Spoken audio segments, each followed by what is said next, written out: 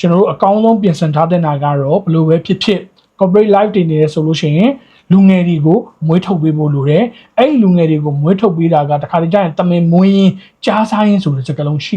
အဲ့ဒါကဘာလဲဆိုတော့ကိုကလူတွေကိုရင်းနှီးမြှုပ်နှံပြီးတော့ထုတ်ပေးလိုက်တယ်နော်အဲ့လူတွေတက်မြောက်သွားတဲ့အချိန်မှာတခြားနေရာကိုပြောင်းသွားတယ်ဒါပေမဲ့ဘယ်လိုလုပ်လို့ပါနော်ကျွန်တော်တို့ကသုံးဝက်ဘယ်လိုပဲသုံးဝက်တစ်ခွက်တင်လို့ပဲပြောမလားဘယ်လိုပဲလုပ်လို့နော်ကျွန်တော်တို့က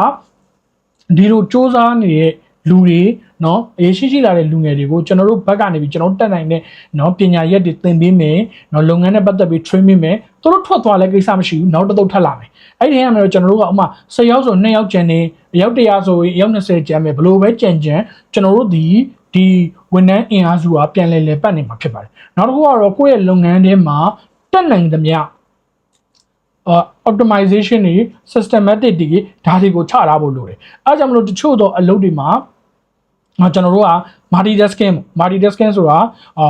စွမ်းဆောင်ရည်2ခု3ခုလောက်လုံးနိုင်တဲ့ဝန်ထမ်းတွေနဲ့ပြန်ပြီးတော့ချုပ်ကင်ထားပြီးတော့အဲ့ဒီလူတွေနဲ့ပြန်ပြီးတော့အစားထိုးတာဒါပေမဲ့အဲ့ဒီလူမျိုးထွက်သွားရင်လည်းပြန်စားထိုးဖို့ကတော်တော်ခက်တယ်ဒါကြောင့်မလို့ခုနပြောသလိုပဲကျွန်တော်တို့ကအခုနောက်ပိုင်းမှာ management trainee တွေနော် internship program တွေများလုပ်ဖို့လိုတယ်နော်များလုပ်ဖို့လိုတယ်ပြီးလို့ရှိရင်ကျွန်တော်တို့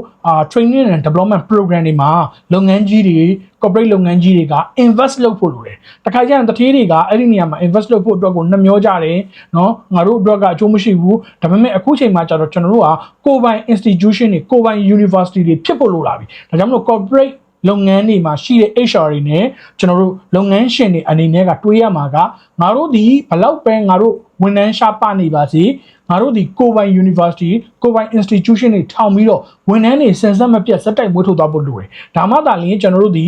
ဘယ်လိုပဲဖြစ်ဒီဘက်ကထွက်သွားတဲ့သူနဲ့ဒီဘက်ကပြန်ရောက်လာတဲ့ဝန်ထမ်းနဲ့ AI နဲ့ system နဲ့ automation နဲ့ဒီသုံးခုပေါင်းပြီးတော့ကျွန်တော်တို့ရဲ့လုပ်ငန်းတွေကိုမယိုင်လဲမပြိုကျသွားအောင်ထိန်းထားနိုင်မှာဖြစ်ပါတယ်ဒါကတော့ကျွန်တော်တို့